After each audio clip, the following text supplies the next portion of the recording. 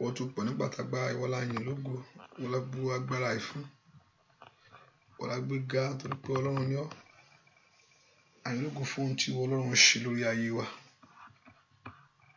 Àyìn lógo fún ohun tí ìwọ Ọlọ́run ṣe lórí iṣẹ́ wa. Àyìn lógo fún owó agbára rẹ. Ẹni mọ́ Ísírẹ́lì, Olúwa gbọpẹ́ wa. Ẹni mọ́ Ísírẹ́lì, Olúwa gbà yín wa. Wá mú orúkọ Jésù, Olúwa gbọpẹ́. Olúwa gbà yín. Ẹni mọ́ Ísírẹ́lì gbọpẹ́.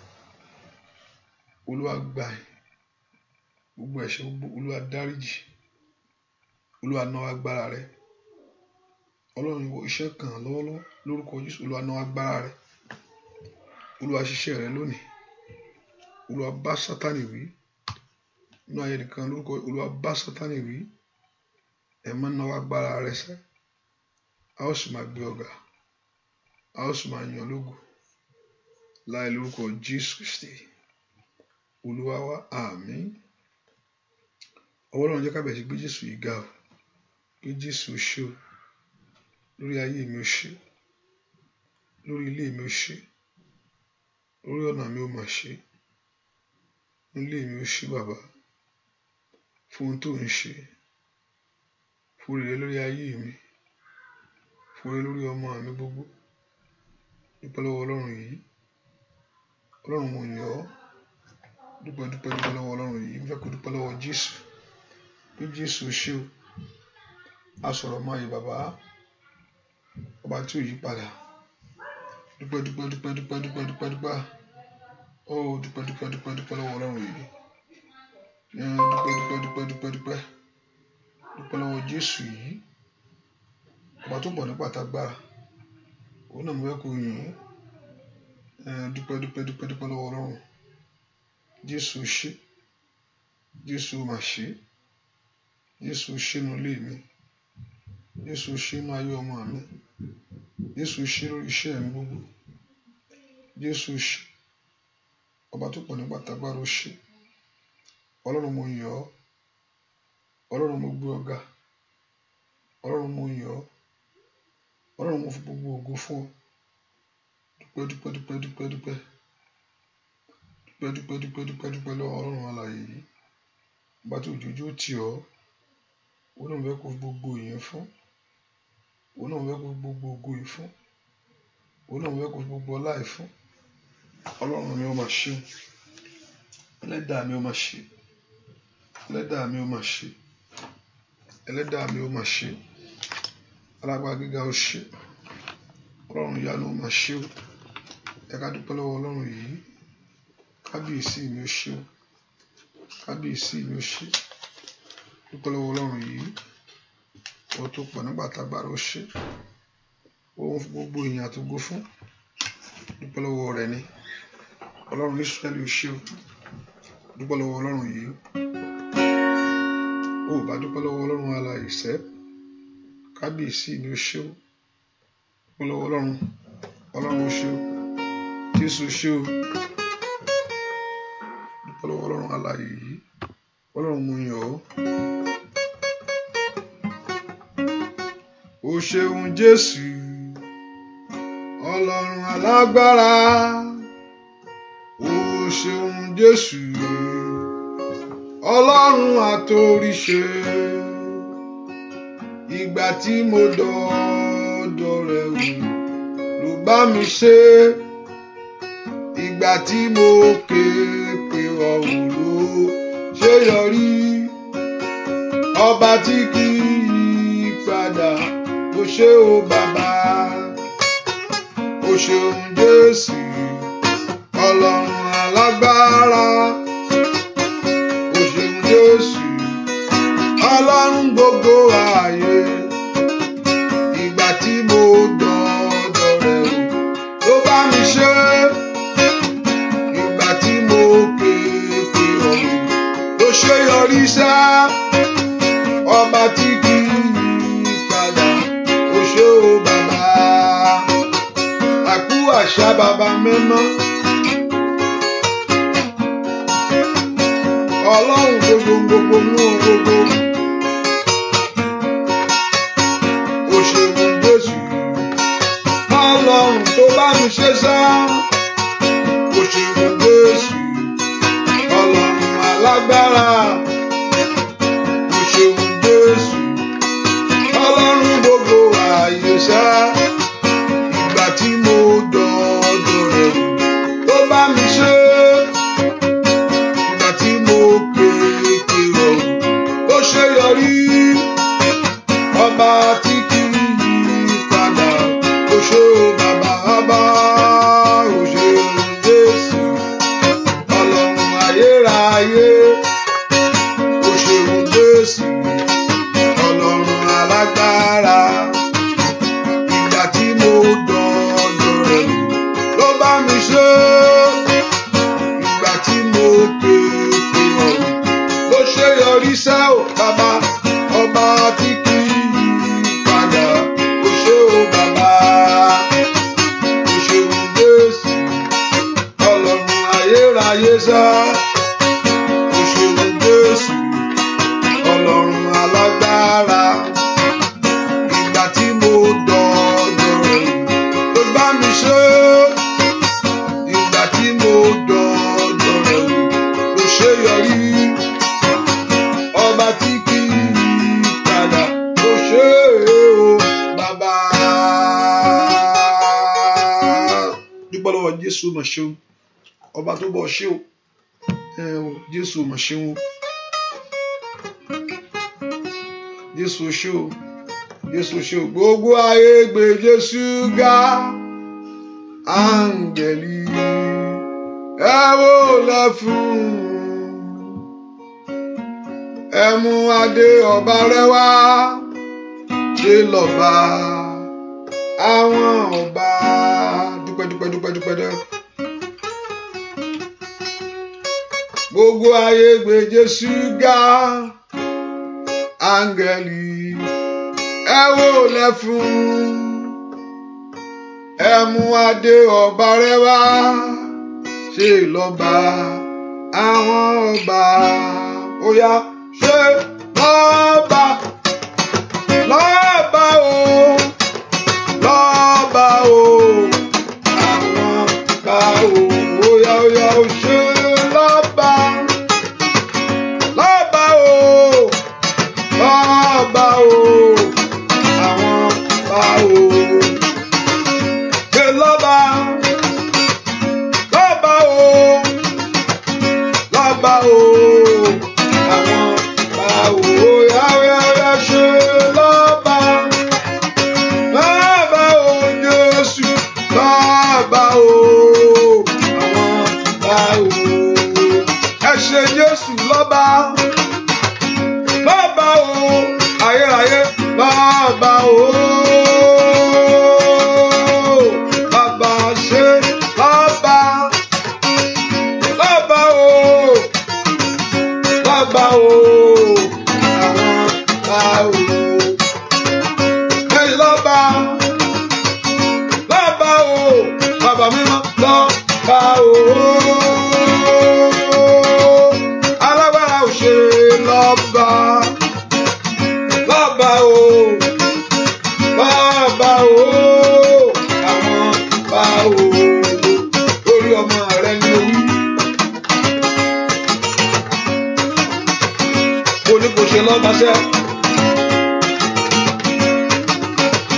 Lórí ayé rẹ ń kọ́. Ṣe lọ́ba sẹ́. Àkọ́dá ayé gbogbo. Ìbẹ̀rẹ̀ ohun gbogbo sẹ́. Látọwọ́ rẹ̀ láti dá ohun gbogbo. Ọ̀rọ̀ gbénú ọmọ ènìyàn fọ́hùn. Jésù. Ṣé lọ́ba. Lọ́ba o. Bàbá. Lọ́ba o.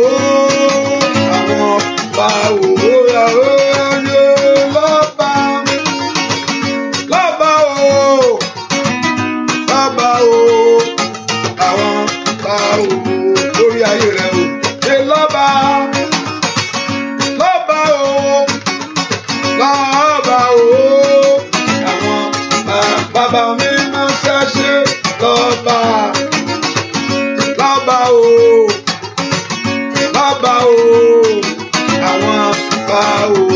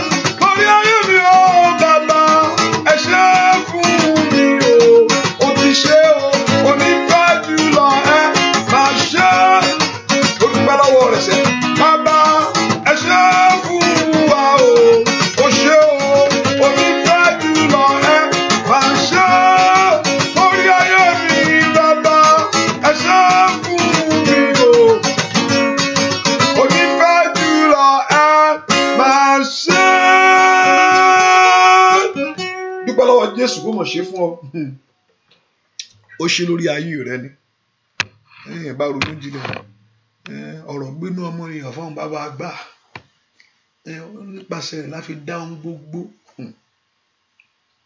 nípasẹ̀ rẹ̀ ọ̀rọ̀ ni ọ̀rọ̀ lọ́lọ́run sọ nípa bẹ́ẹ̀ pé ìgbà tí ayé sì wá jújú olóṣìṣòfò ọ̀rọ̀ lọ́lọ́run sọ jáde èyí tí ń ṣe Jésù ó ní kí ìmọ́lẹ̀ kó wà ó ní ọ̀rọ̀ Ọlọ́run Jésù ní ọ̀rọ̀ Ọlọ́run ó ní ọ̀rọ̀ Ọlọ́run gangan ó ní kí ìmọ́lẹ̀ wà ìmọ́lẹ̀ sì wà hallelujah ìmọ́lẹ̀ wà ẹ porúkọ Jésù Ọlọ́run mo gbé ayé mi díṣẹ́ ẹ̀jẹ̀ Jésù wé ayé mi let the blood of Jesus Christ begin to wash you Olúwa fi ẹ̀jẹ̀ rẹ̀ wẹ̀ mí ẹ̀jẹ̀ Jésù wé ayé mi wé ayé ọmọ mi lónìí Olúwa dẹ̀jẹ̀ ńlá lérè mi lórí orúkọ Jésù dáadáa Ọlọ́run kó dẹ̀jẹ̀ rẹ̀ lé ọ lórí lọ́wọ́lọ́wọ́ ẹ̀jẹ̀ Jésù Olúwa fi wé ayé mi orúkọ Jésù dáadáa Olúwa fi wẹ̀ mí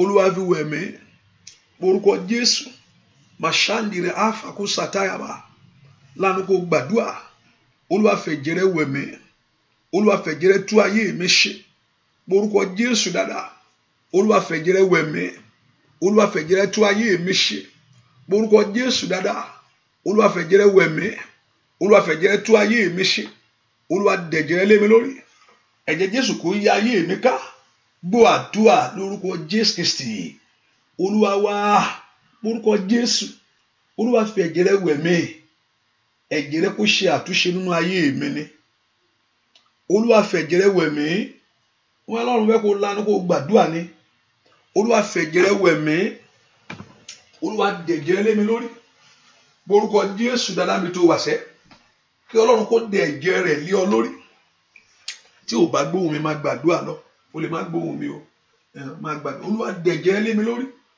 orúkọ Jésù Olúwa kó dẹ̀jẹ̀ rẹ̀ lé ọ lórí ẹ̀jẹ̀ Jésù Olúwa dà lé mi lórí Olúwa dẹ̀jẹ̀ rẹ̀ lé mi lórí orúkọ Jésù Olúwa dà ẹ̀jẹ̀ Jésù Olúwa dà Olúwa dẹ̀jẹ̀ rẹ̀ lé mi lórí orúkọ Jésù ẹ̀fọ́ dẹ̀jẹ̀ láàrin lé mi lórí orúkọ Jésù Olúwa dẹ̀jẹ̀ rẹ̀ lé mi lórí ẹ̀jẹ̀ Jésù Olúwa dà Olúwa dẹ̀jẹ̀ rẹ̀ lé mi lórí Olúwa dẹ̀jẹ̀ rẹ̀ lé mi lórí Olúwa dẹ̀jẹ̀ rẹ̀ lé mi lórí ní orúkọ Jésù ẹ̀jẹ̀ Jésù kó yá ayé mi ká ẹ̀jẹ̀ Jésù yá ọ̀nà mi ká ẹ̀jẹ̀ Jésù yá ayé mi ká ẹ̀jẹ̀ Jésù yá ayé mi ká ẹ̀jẹ̀ Jésù yá ayé mi ká ẹ̀jẹ̀ Jésù yá ayé mi ká orúkọ Jésù dára Olúwa dẹ̀jẹ̀ rẹ̀ lé mi lórí ní orúkọ Jésù ẹ̀jẹ̀ Jésù yá ayé mi ká Olúwa dẹ̀jẹ̀ rẹ̀ lé mi lórí Olúwa dẹ̀jẹ̀ rẹ̀ lé mi lórí ẹ̀jẹ̀ Jésù yí iṣẹ́ mi ká ẹ̀jẹ̀ Jésù yí ayé mi ká ẹ̀jẹ̀ Jésù yí ọmọ mi ká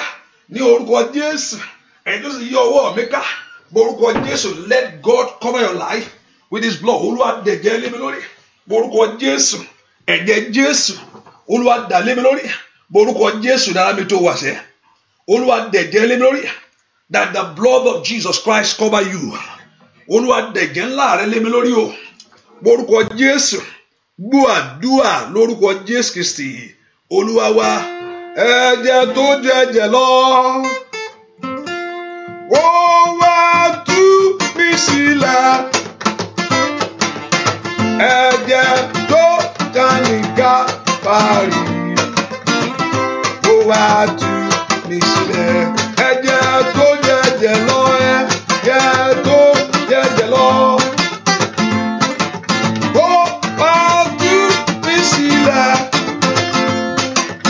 Ẹ̀jẹ̀ tó ṣàn ní Kálífárì ó wá tú mi sílẹ̀ lórí ayé rẹ̀ ní òwú ẹ̀jẹ̀ tó jẹ́ ẹ̀jẹ̀ lọ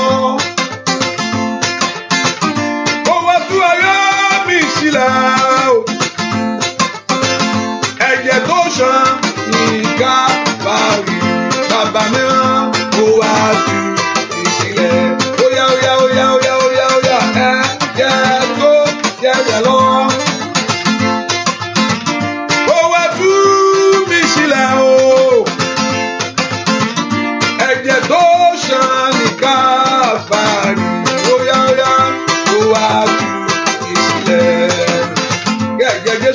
ayé rẹ̀ sílẹ̀. Ó tú ayé rẹ̀ sílẹ̀ ni mo wí. That the blood of Jesus Christ will set your life free. Ẹ̀jẹ̀ tó jẹ̀jẹ̀ lọ. Ó wá tú ayé mi sílẹ̀ o. Ẹ̀jẹ̀ tó ṣàn ní Káfárì. Ó wá tú mi sílẹ̀. Óyá óyá óyá óyá óyá. Ẹ̀jẹ̀ tó jẹ̀jẹ̀ lọ. Ó wá tú mi sílẹ̀ o. Óyá bàbá. Ẹ̀jẹ̀ tó ṣàn ní Káfárì. Ó wá tú mi sílẹ̀. Ẹ̀jẹ̀ tó jẹ̀jẹ̀ lọ sẹ́. Ó wá tú ayé mi sílẹ̀ o. Ẹ̀jẹ̀ tó ṣàn ní Káfárì. Ó wá tú mi sílẹ̀. Ó yá tú mi sílẹ̀. Ó wá tú. Lórí ayé rẹ ní sẹ́kù wá tú mi sílẹ̀. Ẹ̀jẹ̀ Jésù ó yá kó wá tú mi sílẹ̀. Ẹ̀jẹ̀ ọ̀dàgùnà ó yá wá tú mi sílẹ̀. Ó yá lórúkọ Jésù. Ó wá tú ayé mi. Ó wá tú mi sílẹ̀. Ó wá wáyé rẹ mọ́. Ó wá tú mi sílẹ̀. Ó tú ayé rẹ sílẹ̀. Ó wá tú mi sílẹ̀. Ẹ̀jẹ̀ ọ̀dàgùnà tó ń fọ ohun rẹ jáde o. Wá tú mi sílẹ̀. Ó yá ó wá tú mi sílẹ̀. Bàtí ẹ̀jẹ̀ Jésù ta ẹ̀jẹ̀ sílẹ̀ lórí ìjà, ó fọ ohun rẹ jáde. Ohun tó ń fọ̀ jáde ló mọ wá sórí ẹ̀. Hallelujah. Ohun tí ẹ̀jẹ̀ yẹn fọ̀ jáde ló mọ wá sórí ẹ̀. And Bible ó sọ pé ó ní the blood of Jesus speak better thing. Ohun tó ń fọ̀ jáde ni yóò wà lápá olúwàfẹ̀jẹ̀ yẹn wọ ẹ̀mí. Àánú ló fọ̀ jáde. Ìdáríjì ló fọ̀ jáde. Ìgbà tó gun ní ọkọ̀ yẹn, ohun tí ẹ̀jẹ̀ yẹn mú jáde, ó mú ìdáríjì jáde. So tí èèyàn máa sọ pé ẹ̀jẹ̀ Jésù ẹ̀jẹ̀ 2000 years ago, báwo ló ṣe máa dà? So ohun tó fọ̀ jáde, ohun tó ṣe, ó mú ìdáríjì wá. Wo ló ń béèrè fún? Ohun tí ẹ̀jẹ̀ yẹn ṣe fún ẹ. Bí èèyàn lọ sí Jerusalem nínú kó jókòó sórí ẹ̀jẹ̀ yẹn, ohun tí ẹ̀jẹ̀ yẹn ṣe gangan, ohun tí ẹ̀jẹ̀ yẹn gangan ṣe fún ẹ, tó ṣe fún ẹ, bá ṣe gun ní ọkọ̀ yẹn, ohun tó wú jáde bí pé it speaks better thing than the blood of Abel. Ó mú àánú ó sọ àánú jáde, ó mú orí ọ̀fẹ́ jáde. So wá pé ẹ̀jẹ̀ Jésù wẹ̀ mí, ẹ̀jẹ̀ Jésù wẹ̀ mí, that ohun tó ń ṣe, ohun tó fọ̀ jáde, that very thing, ohun tó mú wá ló ń béèrè fún. Hallelujah. Ohun tó mú wá fún ẹ, ó mú ìdáríjì ẹ̀ṣẹ̀ wá. He reconciled us with God again. You open doors of mercy before God. He make us to come boldly before him. Ohun tí ẹ̀jẹ̀ Jésù ṣe fún ọ nìyẹn. Ó yá béèrè fún ẹ̀jẹ̀ yẹn kó fọ ohun rẹ̀ jáde sórí ayé rẹ̀. Let the blood of Jesus begin to speak better thing. Ó bẹ̀rẹ̀ sí fọ ohun rẹ̀ jáde sórí ayé rẹ̀ ni. Ẹ̀jẹ̀ Jésù ó yá fọ ohun rẹ̀ sórí ayé mi ni. Ẹ̀jẹ̀ Jésù ó yá fọ ohun rẹ̀ sórí iṣẹ́ mi ni. Ẹ̀jẹ̀ Jésù ó yá fọ ohun rẹ̀ sínú ayé àwọn ọmọ mi. Morúkọ Jésù kí ẹ̀jẹ̀ náà kó ṣiṣẹ́ rẹ̀ nínú ayé rẹ̀. Matolia kafalo saliebo. Let the blood of Jesus begin to do the work of deliverance right now. Ó bẹ̀rẹ̀ sí iṣẹ́ ìtúsílẹ̀. Let it begin to do the work of healing right now. Ó bẹ̀rẹ̀ sí iṣẹ́ ìwòsàn sẹ́. Ẹ̀jẹ̀ Jésù ó yá fọ ire jáde. Ó yá mú ire jáde. Gbọ́ àdúrà lórúkọ Jésù Kristi. Olúwa wá, ẹ pé orúkọ Jésù. Olúwa lónìí yá èmi àti ogun mi nípa. Olúwa yá èmi àti separate me, O God. Olúwa yá èmi àti ogun mi nípa. Lord, separate us, O God. Yá èmi àti ìdààmú mi nípa lónìí. Ohunkóhun tó bá táyé ti lẹ̀ mọ́. Whatever the enemy have joined clear with you, whatever thing that the enemy have aligned in your life, ẹ kò orúkọ Jésù ìwọ tó pọ̀ nípa tágbára ó yá ya èmi àti ogun mi nípa. Lift your voice and pray. Ìwọ tó ní gbogbo agbára lọ́wọ́ ó yá ya èmi àti ogun mi nípa. Lipa lusatole katayabo, that God should separate you. Nínú àdúrà ẹni Olúwa ya èmi àti ogun mi nípa. Ó yá kò gbúdọ̀ gbérí mọ́. Orúkọ Jésù, ogun ayé mi ò gbúdọ̀ gbérí mọ́. Ogun náà ayé àwọn ọmọ mi ò gbúdọ̀ gbérí mọ́. Àní ló porúkọ Jésù dáadáa. Ogun ayé mi ò gbúdọ̀ gbérí mọ́. Màsídà wa kàfàrà. Orúkọ Jésù kó Olúwa kó fi ìpínyà sí. Orúkọ Jésù, òní ni kí ìpínyà dé bógun tí ń lé mi sá. Òní ni kí ìpínyà dé bẹ́mi àti ìṣòro mi. Ọjọ́ tí Fáráò kó bá ọmọ Ísírẹ́lì gògò ìkún lòpin dé bá. Ọjọ́ pé ogun ayé mi dẹ̀yìn. Ọjọ́ ti pé lónìí. Mànínà náà máa ṣáàdì ibùkún fáyàbà. Gbọ́ àdúà lórúkọ Jésù Kristi. Olúwa wa ẹ pé orúkọ Jésù. Olúwa dìde fún ìrànlọ́wọ́ ayé mi ni. Ẹ kò pé orúkọ Jésù lára mi tó wà. Ọlọ́run tó pọ̀ nípa àtagbára. Olúwa dìde fún ìrànlọ́wọ́ ayé mi. Orúkọ Jésù. Ask the Lord to arise to fight your battle. Olúwa dìde fún ìrànlọ́wọ́ mi ni. Ẹ kò pé orúkọ Jésù. Olúwa dìde ìrànlọ́wọ́ fún mi. Orúkọ Jésù. Ó yẹ Olúwa dìde fún ohunkóhun tá bá, whatever thing that you are believing God now, you need his help. Bóyá kó bá ṣẹ́gun ọ̀tá ẹni o ní ìdìrànlọ́wọ́ ẹ̀. Bóyá kó fún ọ ní àṣeyọrí ni o ní ìdìrànlọ́wọ́ ẹ̀. Kò sí gbogbo ọ̀nà, you just need help from God. Kó fún ọ ní ìbùkún ni. Olúwa dìde fún ìrànlọ́wọ́ mi. Ẹ pé orúkọ Jésù dáadáa. Olúwa dìde fún ìrànlọ́wọ́ ayé mi ni. Ọlọ́run lanu kó gbàdúà. Olúwa dìde fún ìrànlọ́wọ́ ayé mi ni. Lanu kó sọ fún Jésù lọ́wọ́lọ́wọ́. Olúwa dìde fún ìrànlọ́wọ́ mi ni. Ẹ̀mọ́ ẹ dìde fún ìrànlọ́wọ́ mi o. Arise, O God. Orúkọ Jésù mi tó wà ní. Olúwa ẹ ràn ayé mi lọ́wọ́. Ẹ dìde fún ìrànlọ́wọ́ mi. Ẹ gbàdúrà mi tẹ́ wà. Orúkọ Jésù yẹn. Olúwa dìde fún ìrànlọ́wọ́ mi. Ọmọlọ́run lanu kó gbàdúrà. Olúwa dìde fún ìrànlọ́wọ́ ayé mi ni. Orúkọ Jésù. Ó yá. Gbọ́ àdúrà lórúkọ Jésù Kristi. Olúwa wa dìde fún ìrànlọ́wọ́ mi o bàbá. Dìde fún ìrànlọ́wọ́ mi o bàbá. Máa ò ní níra, máa kọ̀ mí sílẹ̀. Dìde fún ìrànlọ́wọ́ mi o bàbá.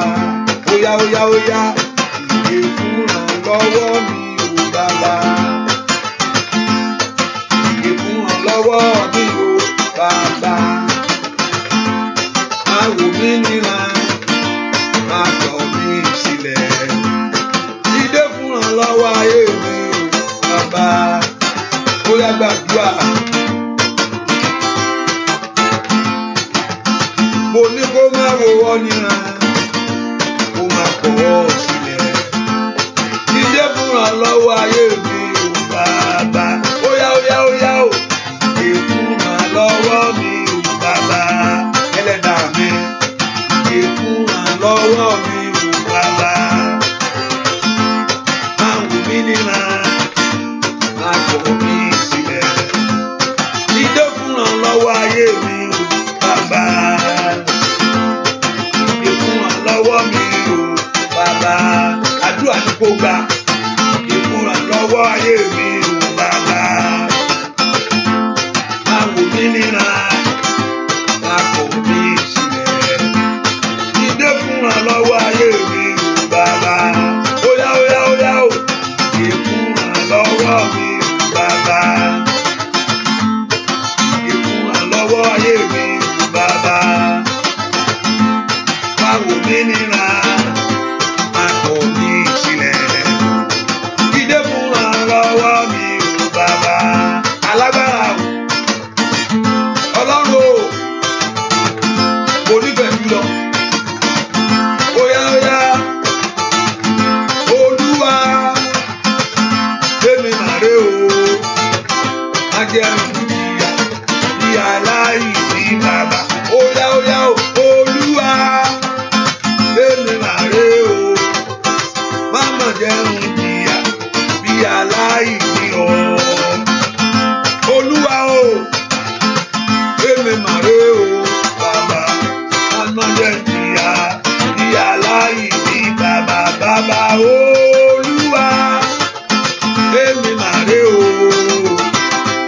má jẹ́ ìyà ìyà láìní o lórí ayé mi o. Nítorí kò gbúdọ̀ jìyà lórí ọmọ rẹ ni mò ń wí. Kò gbúdọ̀ jìyà lórí ayé rẹ ni mò ń sọ sẹ́. Olúwa èmi mà rè o bàbá má jẹ́ ìyà ìyà láìní o. Bàbá Olúwa èmi mà rè o má jẹ́ ìyà ìyà láìní o. Olúwa èmi mà rè o má jẹ́ ìyà ìyà láìní bàbá. Oya Olúwa èmi mà rè o má jẹ́ ìyà ìyà láìní o. Oya sọ fún Ọlọ́run lórí ọ̀rọ̀ ayé rẹ ni.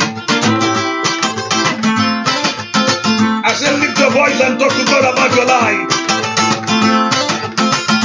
Ẹlẹ́dàá kó ṣàánú ayé rẹ ni mò ń wíṣẹ́. Gbogbo ọ̀rọ̀ rẹ rò sẹ́.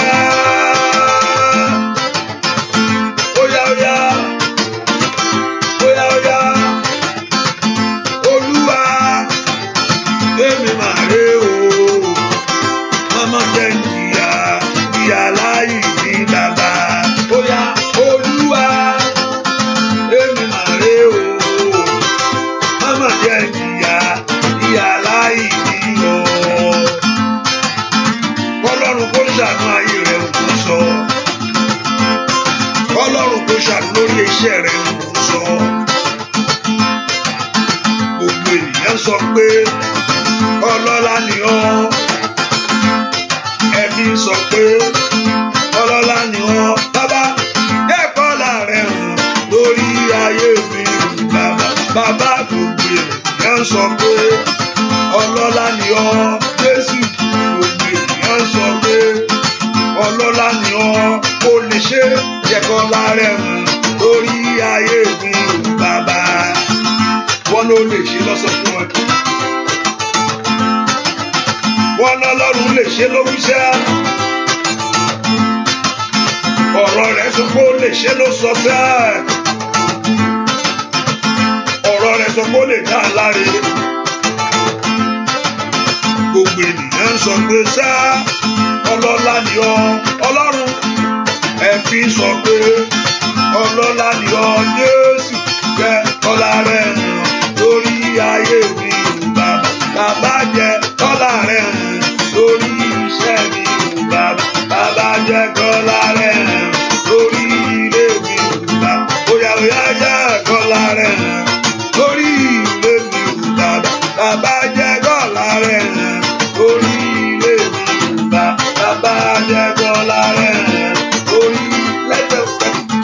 Óyá óyá jẹ́ ọlá rẹ̀ hàn lórí iṣẹ́ mi bàbá. Bàbá jẹ́ ọlá rẹ̀ hàn nínú ilé mi bàbá. Bàbá jẹ́ ọlá rẹ̀ hàn nínú ilé mi bàbá. Ẹ porúkọ Jésù. Adéyanjú òde ọ̀run wá yanjú tèmi. Má jẹ́ yà jẹ mí gbé. Má jẹ́ ojú tì mí. Lord, settle my own quickly. Olúwa yanjú ọ̀rọ̀ tèmi sẹ́. Dìde fún ìrànlọ́wọ́ ọ̀nà ni. Olúwa dìde fún ìrànlọ́wọ́. Mo ń fẹ́ ìrànlọ́wọ́ ni. Olúwa mo fẹ́ ìrànlọ́wọ́ rẹ ni. Ojúmọ́ bá tì mí. Táyé má bàa béèrè pé Ọlọ́run mi dà. Olúwa dìde ìrànlọ́wọ́ fún mi. Arise, O God, and help me. Arise, O God, and help me. Mẹ́kọ̀ọ́ porúkọ Jésù. Mẹ́kọ̀ọ́ dúpẹ́ porúkọ Jésù dára mi tó wà sẹ́. Ọlọ́run jọ̀ọ́ dìde nítorí ayé mi lónìí. Arise, O God, and help me. Olúwa dìde fún ìrànlọ́wọ́ ayé mi ní. Mẹ́kọ̀ọ́ mú ìtìjú ayé mi kúrò. Mẹ́kọ̀ọ́ ẹ̀gàn mi dópin lónìí. Mo ní kò sóhun tọ́lọ́run ò lè ṣe. There's nothing too hard for this God to do. He told me in his word that all things are possible for him. Not only that all things are possible for him, Also, all things are possible for them that believe, for those that believe in God. If you believe in Him, also all things are possible for you. Morúkọ Jésù ẹjọ́ ṣe é ṣe fún mi. Ẹ fàyè gbà mí. Morúkọ Jésù yẹ yanjú ọ̀rọ̀ mi o. Olúwa yanjú ọ̀rọ̀ mi o. Dé fún ìrànlọ́wọ́ ayé mi. Arise to help me, O God. Tọ́lọ́run bá di tó ràn wá wọ́ gan mọ̀ pé ìrànlọ́wọ́ dé. Olúwa ràn mí lọ́wọ́. Olúwa ràn ayé mi lọ́wọ́. Morúkọ Jésù. Olúwa ràn mí lọ́wọ́. Olúwa di ìrànlọ́wọ́ fún mi. Morúkọ Jésù dáadáa. Ẹni máa Ísírẹ́lì. Ó yá dìde ìrànlọ́wọ́ fún ayé mi. Ìwọ tó pọ̀ ní pàtàgbára. Arise, O God, to help me. Ask the Lord to help you in this season. Ó yá gbóhùn ẹkún mi bàbá. Ó yá gbóhùn ẹkún mi bàbá. Ó yá gbóhùn ẹkún mi bàbá. Let the Lord hear the voice of your cry. Olúwa gbóhùn ẹkún mi bàbá. Ẹkún mi lórí ọmọ tí mò ń sún. Ẹkún mi lórí iṣẹ́. Ẹkún mi fún ìtẹ̀síwájú. Fún ìdàgbàsókè ní gbogbo ọ̀nà. Ó yá pe orúkọ Jésù. In any way that you are lifting your voice before God, ask the Lord to answer you. Olúwa dá mi lóhùn níbi àyè ńlá. Ilẹ̀kùn oore mi kó ṣí sílẹ̀ ní orúkọ Jésù. Níbi àyè ńlá. Ilẹ̀kùn ògo mi kó ṣí. Ẹ gbàdúrà mi tẹ́ wá sẹ́. Olúwa ràn ayé mi lọ́wọ́. Gbọ́ àdúrà lórúkọ Jésù Kristi. Olúwa wá ẹ pe orúkọ Jésù. Ọwọ́kọ́wọ́ tó wọnú ayé mi wá. Olúwa mú ọwọ́ náà jáde. Every evil hand that enter into your life. Ọwọ́kọ́wọ́ tó wọ ayé mi wá. Ọwọ́kọ́wọ́ tó wọnú ayé mi. Ọwọ́kọ́wọ́ tó darapọ̀ mọ́ ayé mi o. Olúwa bá mú ọwọ́ náà jáde. Bẹ́ẹ̀ kó porúkọ Jésù. Olúwa mú ọwọ́ ọ̀tá jáde kúrò lọ ayé mi. Every evil hand that enter into your life. Ọwọ́ adá ayé ẹni rú. Ọwọ́ ajé ògo gbé. Ọwọ́ asọrí ẹni dànù. Ọwọ́ adójú rẹ délẹ̀. Ọwọ́ tí ò fẹ́ kó ráàánú gbà. Ọwọ́ tí ń lé ọ káàkiri. Ẹ porúkọ Jésù. Olúwa mú ọwọ́ ọ̀tá kúrò nú ayé mi lọ́wọ́lọ́wọ́. Ọwọ́ ajá ayé ẹni lógun. Ẹ porúkọ Jésù. Ọwọ́ ajé ayé ẹni gbé. Ẹ porúkọ Jésù dáadáa. Olúwa mú ọwọ́ ọ̀tá kúrò nú ayé mi. Olúwa mú ọwọ́ ẹni bí kúrò nú ayé mi. Lift your voice to God. That Lord should remove every evil hand from you. Every evil hand from your life. Ọwọ́ tó wọnú ayé mi wá tó dọ̀nà mi rú. Ọwọ́ tó wọnú ayé àwọn ọmọ mi. Ètò ń gbógun tì wọ́n. Ẹ porúkọ Jésù. Ọwọ́ tó wọ ní ìrìn àjò ẹ lọ sí ìlú òyìnbó. Ètò ò fẹ́ kó mú nǹkan kan. Ai! Masaida. Wàlíkà Fàràó Sàlíkà Fọwọ́ Sàkàlíà. Porúkọ Jésù. Ọwọ́ tó wọnú ayé mi tí ò fẹ́ kí n rí ohun rere o. Ó yá mo fẹ́ kó gbàdúrà. Olúwa mú ọwọ́ náà jáde. Olúwa mú ọwọ́ náà jáde. Olúwa mú ọwọ́ náà jáde. Olúwa mú ọwọ́ náà jáde. Olúwa mú ọwọ́ náà jáde. Olúwa mú ọwọ́ náà jáde. Olúwa mú ọwọ́ náà jáde. Olúwa mú ọwọ́ náà jáde. Olúwa mú ọwọ́ náà jáde. Olúwa mú ọwọ́ ẹbí jáde. Ọwọ́ ẹni bí Olúwa mú jáde. Olúwa mú ọwọ́ ẹ̀ka ènìyàn kúrò nú ayé mi. Let God begin to remove the evil hand. Every evil hand from your life. Every contrary hand. Every hand that delay the blessing. Every hand that debar the glory. Every hand that don't want you to receive. Ọwọ́ tí ò fẹ́ kó rohun rere. Ọwọ́ tí ò fẹ́ kó ráàánú gbà. Ẹ porúkọ Jésù. Olúwa mú ọwọ́ ọ̀tá kúrò nú ayé mi. Ọwọ́ ìkà ènìyàn. Ó yá kó sọnù. Ẹ porúkọ Jésù dáadáa. Ọwọ́ agbógun ti ayé ẹni. Ọwọ́ ajá ayé ẹni lólè. Ọwọ́ ajírí ayé ẹni gbé. Ask the Lord to remove that hand from your life. Olúwa mú ọwọ́ ọ̀tá kúrò nú ayé mi. Ó yá ọmọ Ọlọ́run gbàdúrà. Kí ogun náà kó ṣẹ́ lónìí. Ogun tó dá ọdún sójú kan. Ogun tó dá ayé rẹ sójú kan. Ní kàlíà ó sàjá. Wà ìlà káfíńsì kùsìtìríà. Ogun tó dá ayé mi sójú kan. Ogun tó dá iṣẹ́ mi sójú kan. Ogun tí ò fẹ́ kí n na orí òkè. Ogun tí ò fẹ́ kí n ga láyé. Ẹ porúkọ Jésù. Olúwa mú ọwọ́ ọ̀tá kúrò nú ayé mi. Remove every evil hand from me, O God. Remove every hand of failure from my life, O God. Remove every evil hand from me. Ẹ porúkọ Jésù. Olúwa mú ọwọ́ ọ̀tá kúrò nú ayé mi. Gbọ́ àdúrà lórúkọ Jésù Kristi. Olúwa wá. Ẹ porúkọ Jésù. Ọwọ́ tí ò fẹ́ kí n ju bí tí mo wà lọ. Olúwa bá mú ọwọ́ tí ò fẹ́ kí ayé mi ga jù báyìí lọ. Kò yẹ pé wọ́n gan ò fẹ́ ga. Ṣùgbọ́n wọ́n ní ọwọ́ náà ni ò fẹ́ gbà ọ́ láyé. Ó wù ọ́ láti ṣe láyé. You love to move forward. You love it. All those good things. even though you have all what it takes to move forward in life, you have everything for your life to move forward. You have it all. Ohun tó yẹ kó gbórí rẹ sókè, ṣùgbọ́n ọ̀tá ò fẹ́ fàyè gbọ́, ègún ìdílé ò fẹ́ fàyè gbọ́, ohun ayé ò fẹ́ fàyè gbọ́, ọwọ́ ìbínú ẹni ò fẹ́ fàyè gbọ́, ọwọ́ ìka ènìyàn ò fẹ́ fàyè gbọ́, àwọn ìka ènìyàn ò fẹ́ fàyè gbọ́. Wọ́n tó bá sọ pé òun tan ara rẹ, wọ́n tó bá sọ pé kò sí nǹkan kan, òun tan ara rẹ ni o. You are deceiving yourself. That's how you need to pray very well. Lójú mi mo ti sọ dáadáa rí, lójú mi báyìí pé wọ́n ní story ẹyẹ this is not a story o. Ní ẹ̀ka somebody no, lójú mi báyìí ní ẹyẹ ó fò wọnú ilé lọ yáyáyá, lójú mi báyìí ẹyẹ ó dẹ̀ wọlé lóru. Wọ́n sọ pé kò sí nǹkan kan, ń tan ara rẹ̀. Igu ti dé. Àpá àbóyá is a mistake, láìláì kò ṣe mistake. Ẹyẹ yẹn kọ́ fò lọ, ó sá lọ, ó tún padà, ó dára wọnú window yẹn. Igu wọlé lọ. Ìwọ ní kò sí nǹkan kan, wọ́n tan ara rẹ̀ ń bẹ̀. Wọ́n sẹ́ ẹyẹ nù lé yẹn. Gbogbo ìtàgbà tá a dọ̀ wá nípa wọ́n ti wọlé, wọ́n ti dé láti mítìnì. Hallelujah. Ìwọ ní kò sí nǹkan kan. Ìwọ ní kò sí, wọ́n tàn ni. You are deceiving yourself. Àbí kò gbàdúrà. And there's no distance in the spirit. Whether you say that I'm in America or I'm in overseas, wọ́n rí mi, I don't talk to you. You are lying. They are deceiving you. Lílo òyìnbó tó wà gan, ò rí pé wọ́n tó ń rìn àwọn mọ́lẹ̀bí tó sùn sí. Ò rí pé o bá sùn, that you are sleeping, they are still pressing you down. Tó lè sọ̀rọ̀ jáde, wọ́n ti wọ́n rí orí rẹ̀ mọ́lẹ̀. Bẹ́ẹ̀ ni wọ́n wá gba nǹkan lára ẹni. Ọlọ́run kò ṣẹ́gun ọ̀tá lórí ayé rẹ̀ pátápátá. Ẹ pọ orúkọ Jésù. Olúwa mú ọwọ́ ibi èèyàn kúrò lórí mi. Ọwọ́ tó ní wò ní gbà fún mi yìí. Ọwọ́ tó ń bá ayé mi lérí. Every evil hand that is compete with your life. Every evil hand, àwọn múra, àwọn sáré, wọ́n jókòó. Àníṣe, ẹ má gbà fún mi, ìdáríjì o. Mi ìdáríjì o. Ẹ má gbà fún o, mi ìdáríjì. Máa fìyà yìí jẹ ṣáá ni. Mo máa fìyà yìí jẹ.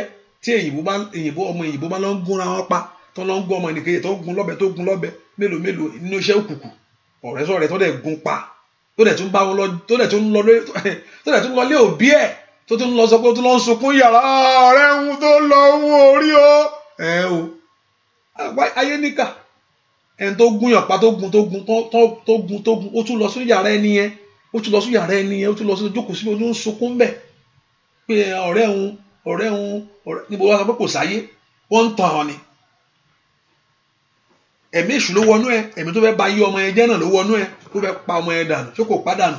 Àtẹ̀ntọ́ ń wó jẹ pòópòó, àtẹ̀ntọ́ fìbọn pa, àtẹ̀ntọ́ fẹ̀fẹ̀ gún, nǹkan kan náà ni gbogbo ẹ̀ ló yọrí sí ikú náà ni. Lórúkọ Jésù orí tiẹ̀ kọ́, ó múra ní. Wọ́n fún wọn gbọ́n nílò ìbò, wọ́n lè fi ìbọn pa, wọ́n lè fi pààyàn nù mọ́. Ló wá gbàdúrà dáadáa, Ọlọ́run lè yí kú dànù lórí ẹ, máa ń lọ jókòó, á sì jókòó, ikú á sì yí lulẹ̀ lórí rẹ̀. Ẹ porúkọ Jésù, ọwọ́ lórí ayé mi ó kù látòní lọ.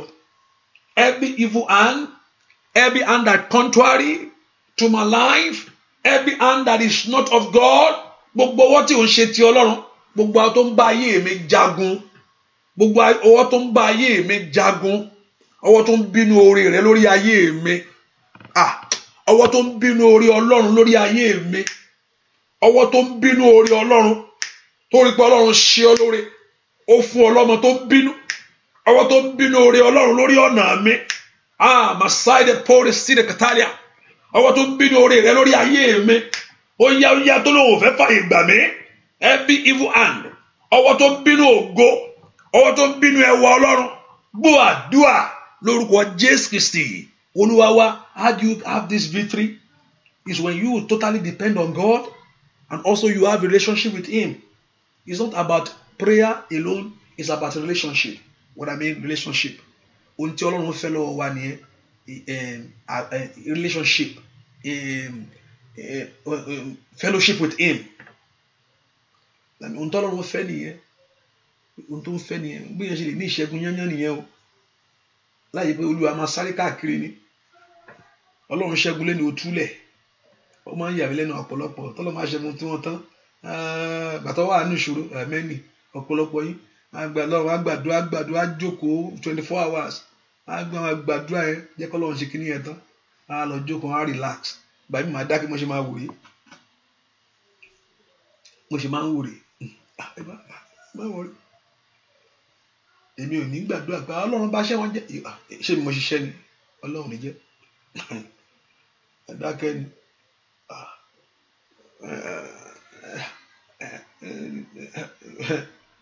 Ìgbà tó tọ́lọ́run ṣe ọ lóore gangan ló yẹ kó tún gbàdúrà jù torí àwọn kan ò rí ẹ tẹ́lẹ̀. Some people, they don't see you before. They don't know what is going on. They love that very thing that is going on in your life. They enjoy it.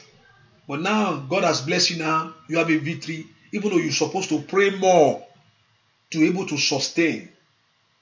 But that's the time many of us relax. Every one of us will relax. Gbàdúrà mọ́. I'll go cool. Ọlọ́run ti ṣe kí ló ti kù.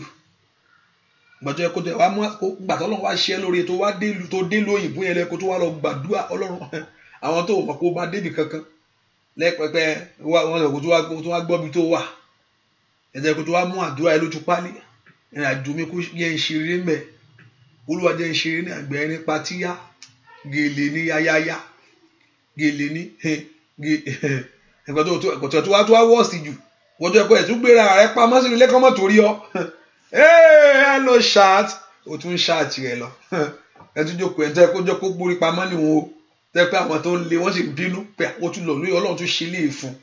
Ọlọ́run tún ṣe léè fún. Ọlọ́run ṣe léè fún.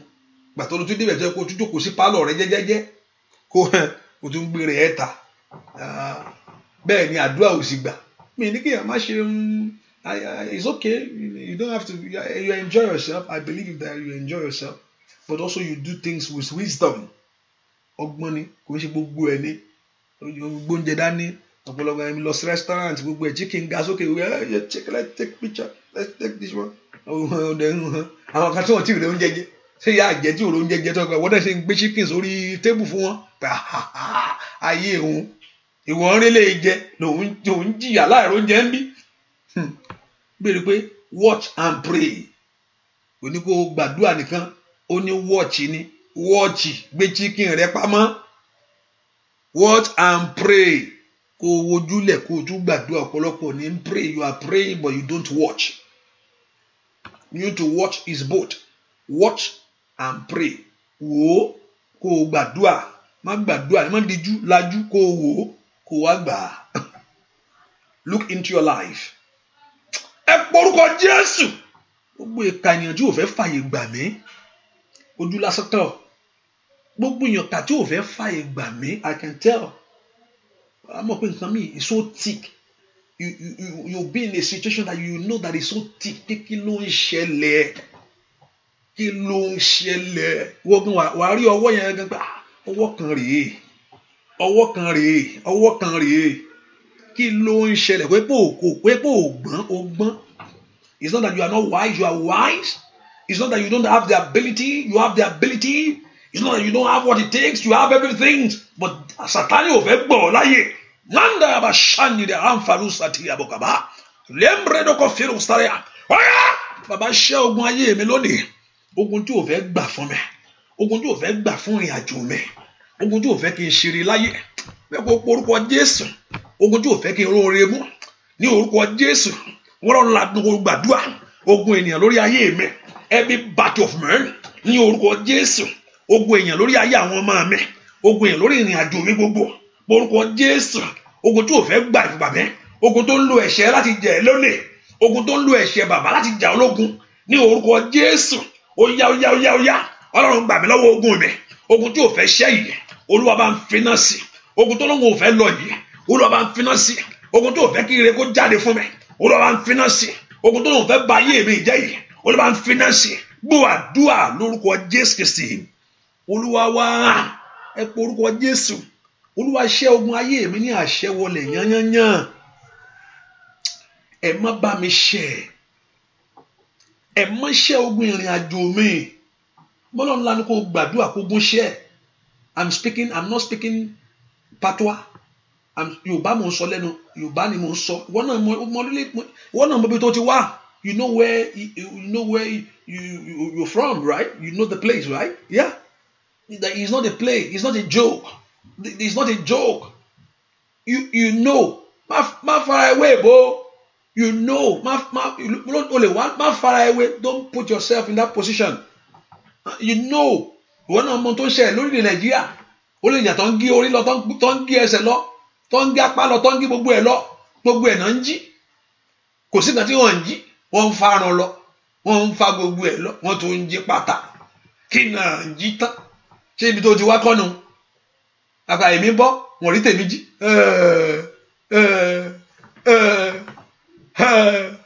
Hallelujah. Níbo lógun wà? Ogun ìran ńkọ́? Ogun ilé ńkọ́? Ogun ènìyàn ńkọ́? Ogun ọ̀rẹ́ ńkọ́? Ọ̀rẹ́ mi abatẹlómi jẹ̀yẹ́yẹ́ máa bá tiẹ̀ jẹ́. Ẹnìkan mo sọ fún yín mo ní ọ̀rẹ́ tó mú wá lólúwa sọ pé ẹni yìí ẹni tọ́jọ́ wọlé yìí òun ní nǹkan lálálá. Níbo lógun ò sí? Ogun ìjọ ńkọ́? Ogun ilé ńkọ́? Ogun alébọ̀ ńkọ́? Ẹni ìka ènìyàn ní dáríjì. Ìka ènìyàn yìí kà ó ṣàdúkà fálò sátàyàbò. Ìka ènìyàn ní dáríjì. Ọlọ́run ló ní ìdáríjì lọ́wọ́. And the most funny things about it, even though you are there for years, they don't have mercy. They enjoy it. They love it. They love it. That's what they love to do. They have fun in it. Inú ẹ̀ ti ń ṣọlá. Ẹ fi ilẹ̀ kò tí ì mọ nǹkan kan. Ó wá ní òní sátọ̀ Jésù kò gbọ́ ọ kó má bàa kú bẹ́ẹ̀. Ẹ porúkọ Olúwa gbà mí. Olúwa gbà mí. Olúwa God deliver me, O God. Olúwa gbà mí. Olúwa gbà mí lọ́wọ́ agbára tí ò fẹ́ kí n rí kíní gbà. Olúwa gbà mí lọ́wọ́ agbára kágbára. Olúwa gbà mí. Olúwa gbà mí. Olúwa gbà mí. Arákùnrin kan mo wo oúnjẹ kan mo sọ fún mo dó síwájú ẹ̀ mo ní nǹkan kan ń ṣe ọ́. Ó tún sọ fún mi pé ó tì. Mo ní Olúwa ní nǹkan ń ṣe ọ́. Ó ń bá mi lágídí ó ní tí ó ní it's a lie. Ó ní irọ́ ni. Mo ní Olúwa sọ fún mi pé nǹkan ń ṣe ọ́. Láti gbogbo èèyàn lọ ń wò gbogbo náà dúró. Mo ní arákùnrin nǹkan Olúwa ní kó lọ ṣe nǹkan báyìí nǹkan ń ṣe ẹ́. Pé nǹkan ń ṣe ọ́. Olótì kí mo fẹ́ sọ ṣé màá láti pé nǹkan ń ṣe ọ́ ni sọ pé nǹkan ń ṣe ọ́. Mo dákẹ́ ni. Ìgbà tó gbogbo èèyàn parí lọ bá mi ṣàánú mi nǹkan ń ṣe mí. Mo tẹ̀tí travel náà kí n tó wá dé mo pé ẹnìkan ń wá mi kiri mo ní talẹ́ni náà ẹnìkan báyìí nǹkan ń ṣe òun lóòótọ́ nǹkan ń ṣe ọ́ dèní yìí gangan àfikún Ọlọ́run gbà ni. Ẹ pọ̀rùkọ Jésù Ọlọ́run gbà mí. Mọ̀tálíà ká fàwọ́ sáré kárí ogun tó lóun ò ní dẹ̀yìn. Ogun tó lóun ò ní dẹ̀yìn yìí. Mọ̀tálí kárí sáyà. Ogun tó lóun ò ní dẹ̀yìn yìí. Ó yá Olúwa ṣẹ́. Ogun tó lóun ò ní gbà yìí. Olúwa ṣẹ́. Mandalaba ṣídà káliaba. Mando kò fúradé rasáré kàtáyà. Ogun tó lóun ò ní dẹ̀yìn yìí. Ó yá. Ogun tó lóun ò ní jù mí lè yìí. This battle that say no for my life. Ó yá ṣẹ́ lónìí. Ogun tó fọwọ́ ara rẹ fà. Ogun tí mo fọwọ́ ara mi fà. Ogun tí mo fọwọ́ ara mi fà. Every battle that you draw to yourself. Lítàlí pàrọ̀ sátìlábọ̀. Olúwa ṣẹ́ gbọ́ àdúrà lórúkọ Jésù Kristi.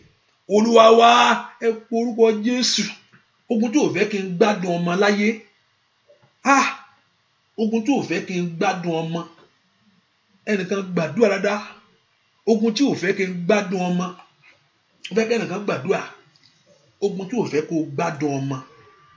mo ní ìgbà míì tí n bá sọ̀rọ̀ ó lè wá báyìí a kò wá tíntínní pé ọ̀rọ̀ bákan a kò wá bí ọ̀rọ̀ a wá bí ọ̀rọ̀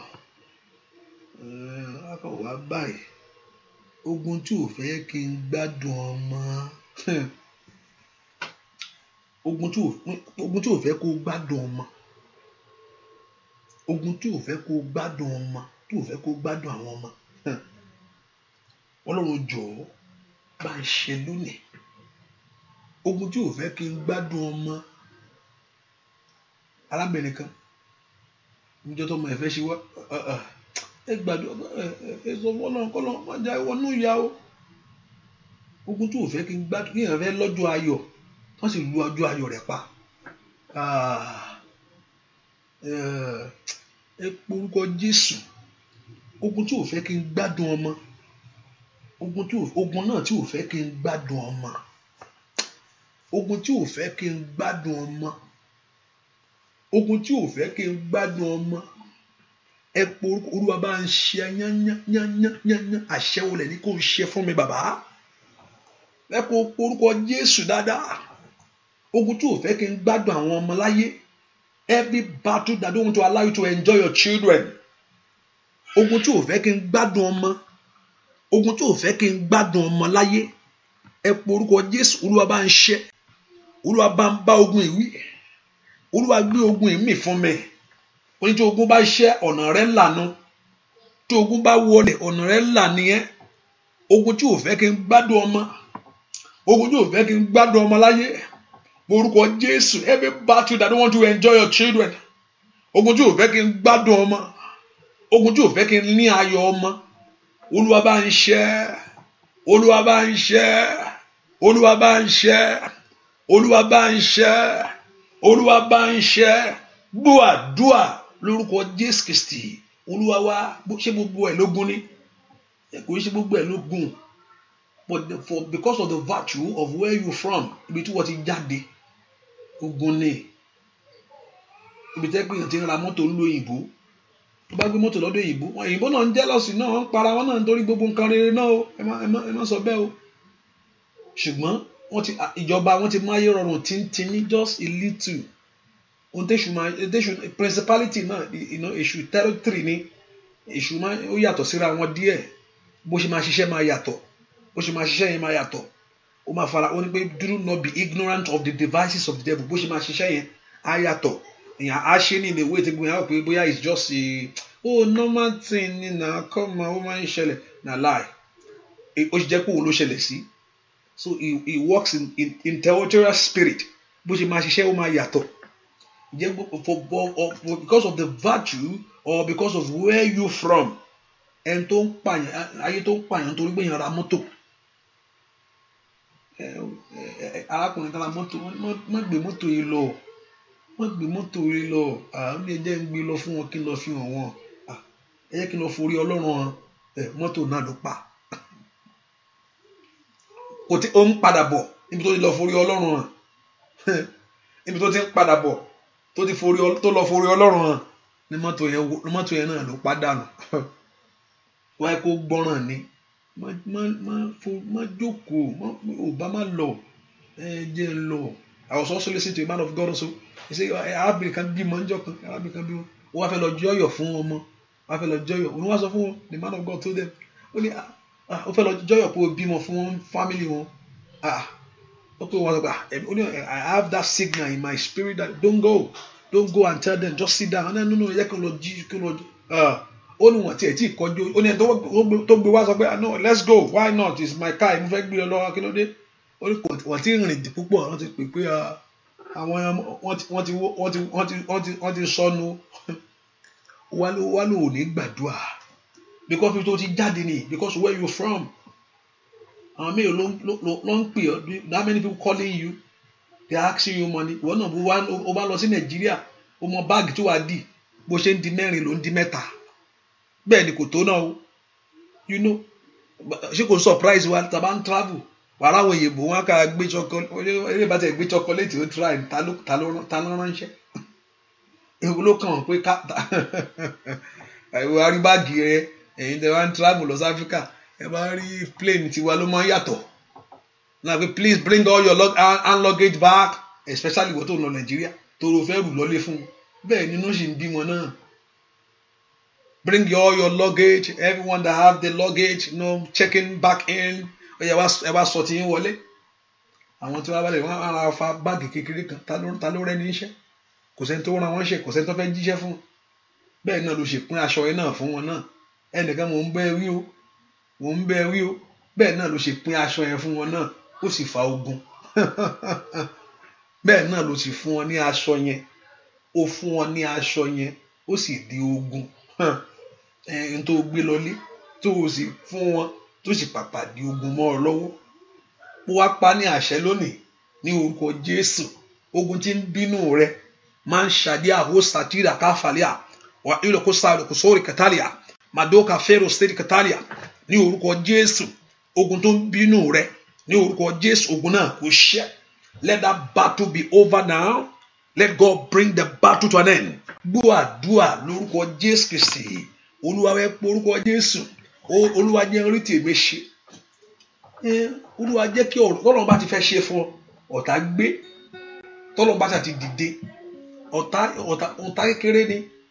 Tọ́lọ́run bá ti dìde fún ẹ ó ti tọ́ kọ́lọ́run kí á dìde nítorí ayé rẹ ni. Kọ́lọ́run ṣe Olúwa o. Òbí bí mo ṣe ń tiraka, Olúwa, òbí bí mo ṣe ń gbàdúrà, máa jẹ́ káyé bèrè wípé Ọlọ́run ìdá. Óyá o, Olúwa, òbí bí mo ṣe ń tiraka, Olúwa, òbí bí mo ṣe ń gbàdúrà, máa jẹ́ káyé bèrè wípé Ọlọ́run ìdá. Orúkọ Jésù.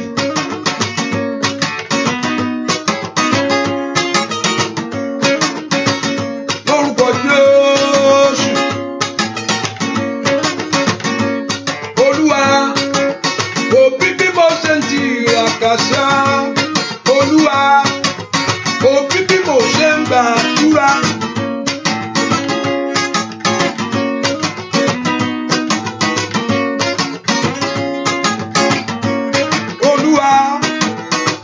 Òbí bí mo ṣe ń tiraka, Olúwa, òbí bí mo ṣe gbọ́ àdúrà lórúkọ Jésù. Ẹnìkan mo fẹ́ kó gbàdúrà lọ́wọ́lọ́wọ́. Sọ pé ohun tí ayé máa ń lò tó fi ń bá mi sọ̀rọ̀, Olúwa gbà á. Fẹ́ kó gbàdúrà mi tó wà. Ohun tí ayé ń lò láti fi bẹ́ ẹ sọ̀rọ̀, Olúwa bàjẹ́. Ẹnìkan mo fẹ́ kó gbàdúrà mi tó wà sẹ́. Whatever the enemy is using to talk to you, ohun tó máa ń lò láti fi sọ̀rọ̀ fún ẹ, ohun tó máa ń lò láti fi sọ̀rọ̀ fún ẹ, Olúwa bàjẹ́. Ẹni tó ń sọ̀rọ̀ yìí mà súnmọ́ ẹ. Ohun tí ayé máa ń lò, ọkùnrin mò ń wò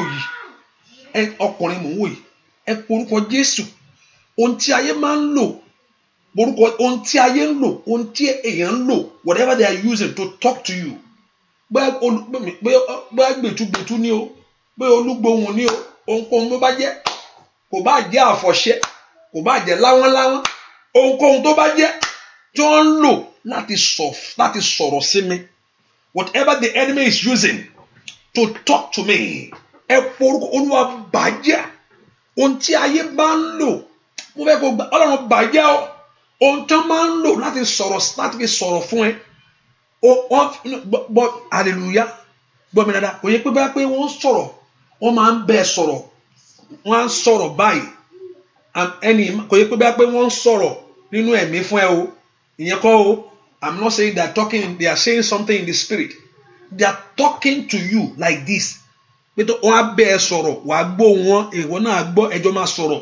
But wọ́n ń fi nǹkan sọ̀rọ̀ fún ẹni, wọ́n ń fi nǹkan sọ̀rọ̀ fún ìwọ, wọ́n ń fi nǹkan sọ̀rọ̀ sí ẹ. Olúwa bàjẹ́, má jò ó ṣiṣẹ́ mọ́. Ẹni lórúkọ Jésù kó Olúwa wá mú kó wá jẹ́wọ́. Olúwa mú kó wá jẹ́wọ́. Ní orúkọ Jésù, Olúwa mú. Ẹ pọ orúkọ Jésù. Whatever they are using, ohunkóhun tí ayé ń lò láti fi sọ̀rọ̀ fún mi, ohunkóhun tó fi ń sọ̀rọ̀, tó fi ń bá mi sọ̀rọ̀, whatever they are using to talk to you, ó yá Olúwa bàjẹ́, Olúwa bàjẹ́, Olúwa bàjẹ́, Olúwa bàjẹ́, Olúwa bàjẹ́. Ohunkóhun tí ayé bá ń lò tẹ́ni òkùnkùn lò, lift your voice and pray to God. Whatever they're using to talk to you, whatever they're using, nintayaba baba okapayaba, linpredo pilsikapa, ní orúkọ Jésù kó bàjẹ́. Gbọ́ àdúà lórúkọ Jésù Kristi. Olúwa wa, I decree today, let that thing be destroyed. Kò ní ṣiṣẹ́ mọ́, kò ní ṣiṣẹ́ mọ́, kò ní ṣiṣẹ́ mọ́, kò ní ṣiṣẹ́ mọ́, kò ní ṣiṣẹ́ mọ́. Ní orúkọ Jésù kò ní ṣiṣẹ́ mọ́. Ohunkóhun tá bá ń lò láti sọ̀rọ̀ pẹ̀lú ẹ, lórúkọ Jésù kò ní ṣiṣẹ́ mọ́. Ohunkóhun tí èèyàn bá ń lò láti bẹ́ẹ̀ sọ̀rọ̀ kò ní ṣiṣẹ́ mọ́. Ẹ kó bàjẹ́, kò ní jẹ́ mọ́ fún.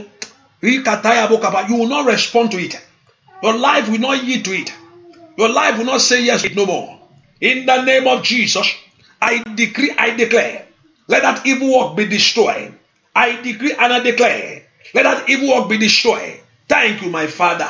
In Jesus' name, we pray. Orúkọ Jésù, Olúwa ṣàánú fún mi. Ayé mi jó ráàánú ìgbà. Have mercy upon me, O God. Olúwa ṣàánú fún mi. Àdúà mi jó gbà ní ọdún yìí. Jẹ́ n rí àdúà, jẹ́ n rí ìyanu àdúà bàbá. Olúwa jẹ́ n rí èrè àdúà, jẹ́ n rí ìyanu àdúà. Olúwa wò mí bí mo ṣe ń tiraka o. Olúwa wò mí bí mo ṣe ń gbàdúà kó ṣàánú fún mi. Olúwa wò mí bí mo ṣe ń tiraka o.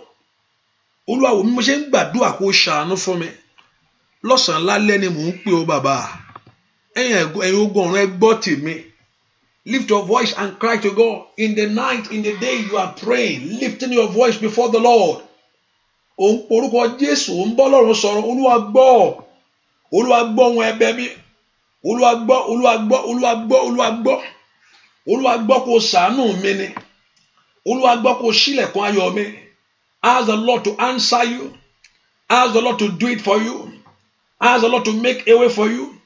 Ask the Lord to turn things around. Ask the Lord to favor you. Ask the Lord to bless you. Ask the Lord to do it. Orúkọ Jésù. K'Olúwa kó ṣẹ́nu ayé rẹ. K'Olúwa kó ṣẹ́nu ayé rẹ bàbá. K'Olúwa kó ṣẹ́nu ayé rẹ. Lórúkọ Jésù. K'Olúwa kó ṣẹ́nu ayé rẹ sẹ́. Ní orúkọ Jésù.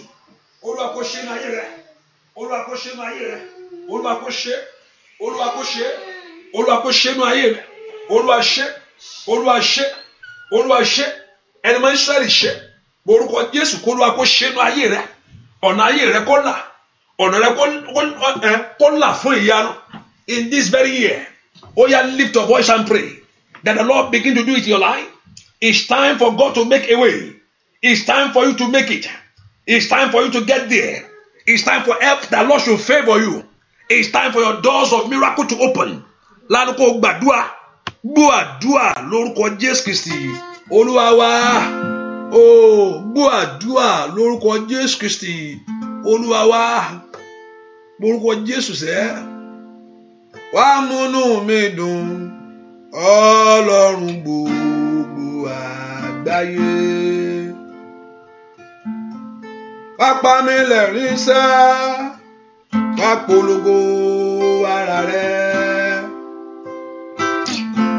Nínú ọdún yìí o, wá ṣe mí lóore pàtàkì. Èyí ni mo fẹ́, Jésù wá ṣe fún mi. Amúnú mi dùn, Ọlọ́run gbogbo àgbáyé. Wá pa mí lẹ́rìn, wá polongo ara rẹ. Nínú ọdún yìí o, wá pè mí lóore pàtàkì. Èyí ni mo fẹ́, Jésù wá ṣe fún mi. Amúnú mi dùn, Ọlọ́run gbogbo àgbáyé. Wá pa mí lẹ́rìn, wá polongo ara rẹ. Ẹnìkan, ohun tó tí mò ń wò yìí, tí mò ń gbọ́ yìí, It's a little bit strange to me. What I'm not in a position to condemn any man of God. I don't go there. There's no need for me to see it. But I don't know this person. I don't know. But there's somebody here on this. Nǹkan kan wà láàrin wa àti ìránṣẹ́ Ọlọ́run tó yé wọ dáadáa. Lóòótọ́ ó yé ọ, máa sọ pé ó yé ọ dáadáa. Ohun tó ṣẹlẹ̀ yẹn yé ẹ. That thing ó yé ìwọ. That means ó yé ẹ pẹ̀lú ìránṣẹ́ Ọlọ́run yẹn ó yé ẹ dáadáa. Mi ní sọ pé bóyá ọ̀rọ̀ eléyìí ó ń sọ̀rọ̀ owó. This is not about money. Please hold on for me. Ó ju owó lọ. Ó yí ọ nǹkan tó kọ̀ tó mọ̀ ọ̀rọ̀ mọ̀síkùn ni mọ̀sí ni. Mọ̀síkùn. Ṣùgbọ́n ohun tó wá fi ń ṣe ọ́ ohun tó wá ń ṣe ló wá lòdì. Èyí tó ń jayé ìwọ lógun. Lórúkọ Jésù mo gbàdúrà k'Ọlọ́run kó fi ọwọ́ àánú gbọ̀ ọ́. Mo gbàdúrà k'Ọlọ́run kó fi ọwọ́ àánú gbọ̀ ọ́. Mo gbàdúrà kí Ọlọ́run kó fọwọ́ àánú gbọ̀ ọ́. Kí Ọlọ́run kó gbọ̀ ọ́ lọ́wọ́ egun èèyàn mímọ́. I pray that Lord Jehovah God to deliver you from that battle. K'Ọlọ́run kó gbà ẹ́ lọ́wọ́ ogun èèyàn mímọ́. Ogun èèyàn mímọ́ k'Ọlọ́run kó gbọ̀ ọ́. Kí ìdáríjì ẹ̀ṣẹ̀ k'Ọlọ́run kó sì mú wá. K'Ọlọ́run má ṣe rántí ẹ̀ṣẹ̀ tiẹ̀. Jésù kó sì fojú fò ó. Ogun tó wá fẹ́ jáde níbẹ̀ lórí yẹn k'Ọlọ́run kó gbọ̀ ọ́ ń bẹ̀. That Lord Jehovah God deliver you from that battle. Mo ní kí Ọlọ́run gbọ̀ ọ́. And let God Jehovah God deliver you from that battle. Bẹ́ẹ̀ ni ó sì rí. Gbọ́ lórí rẹ lọ́wọ́lọ́wọ́. Nípa agbára àṣẹ Ọlọ́run. Put your hand upon your right hand, upon your head. By the grace and the mercy of God, you are delivered from it. Let the blood of Jesus cover it and let mercy speak for you. Bẹ́ẹ̀ ni ó sì rí. Láì lórúkọ Jésù Kristi. Olúwa wa. Àmín. Now, I will pray upon if I don't know many of you will still have the fruit with you, but I know I'm done with that already. But I don't know whether let me just pray for it quickly, and I will pray upon the stone. And remember, today is I'm not going on that anymore about the stone and anything. I'm not going about that, but I know. Let me explain that to you. Let me use the word prayer. You pray. You use that stone to pray. Let me use that word. Use that stone to pray and pray on Tuesday. You can pray every day, but when you want to pray with this, do it on Tuesday and do it in the morning. Anything they call morning, anything they call afternoon. Ononje ọ̀sán lákòókò ọ̀sán ni mo ń sọ àti ní alẹ́. If you can't do it tomorrow, do it any other day. Psalm 27, and you pray. Just pray. You are gbàdúrà ni. Gbàdúrà Ọlọ́run, and that's your prayer. I will pray upon it now, and your prayer point, Olúwa, every arrow, gbogbo òkò ìtìjú, gbogbo òkò gbèsè, àtàmúbọ́ tí ayé jù mọ́ mi, Olúwa bá mú lé dá padà. Every arrow, every stone of evil, every stone of failure, Lord, send it back to sender, and that's it. Hallelujah. Let me pray upon that fruit, oh God. Father, we declare in the name of Jesus that let the life of these people be fruitful. Ayé yín kó ní èso rere. Ayé yín kó ní èso rere. Ayé yín kó ní èso ìyanu yẹn. Ayé yín kó ní èso ògo yẹn. Ní orúkọ Jésù kó mú èso jáde. Bẹ́ẹ̀ ni ó sì rí. Láì orúkọ Jésù Kristi. Olúwa wa ẹ pé orúkọ Jésù náà lay upon your hand upon that stone. Say, Lord, mo gbàdúrà òkúta yìí lórúkọ Jésù. Mo ṣe jù ú. Kí ogun ayé mi kó jáde síta. Kí ogun ayé mi kó jáde síta. Everything tó ń dààmú mi tí ayé jù mọ́ mi. ó yá kó jáde. Gbogbo tó lòdì nínú ayé mi kó jáde. Every stone of failure, every stone of disappointment come out of my life. Gbogbo òkúta àṣetì, gbogbo òkúta àmúbọ́ tí ayé jù mọ́ mi, tó jù mọ́ ọmọ mi, tó jù mọ́ ìran mi, ní orúkọ Jésù, agbára àjíǹde kó lè jáde. Ní orúkọ Ọlọ́run kó dá padà. Back to sender, back to sender, back to sender, back to sender, back to sender. Mo gbàdúrà kí Ọlọ́run kó wọ ọwọ́ ẹ ní agbára. I pray the Lord God of heaven to empower your hand. Mo gbàdúrà lórúkọ Jésù, mo ní kí Ọlọ́run kó wọ ọwọ́ ẹ lágbára. I pray the Lord Jehovah God to empower your hand. Let your hand be empowered in the name of Jesus. Let your hand be empowered in the name of Jesus. Ripatagabo. Mo gbàdúrà kí Ọlọ́run kó wọ ọwọ́ ẹ lágbára, kó ohùn ẹ lágbára. Bó bá ti dá padà kó dá padà ní orúkọ Jésù. Ó yá as you return it, let it back to sender. Kó padà síbi tó ti wá. Ogun àṣetì yẹn kó padà síbi tó ti wá. Ogun àbúwá yẹn kó padà síbi tó ti wá. Ogun kàtáyà bó let it back to sender. Ní orúkọ Jésù. Ogun àṣetì yẹn kó padà síbi tó ti wá. Ní orúkọ Jésù. Kó padà. Ogun ìtìjú kó padà síbi tó ti wá. Gbogbo ohun tó ń dààmú rẹ lónìí, mo ní kó padà síbi tó ti wá. Kó jáde, kó jáde, kó jáde, kó jáde, kó jáde, kó jáde, kó jáde, kó jáde, kó jáde. Let God send it back to sender.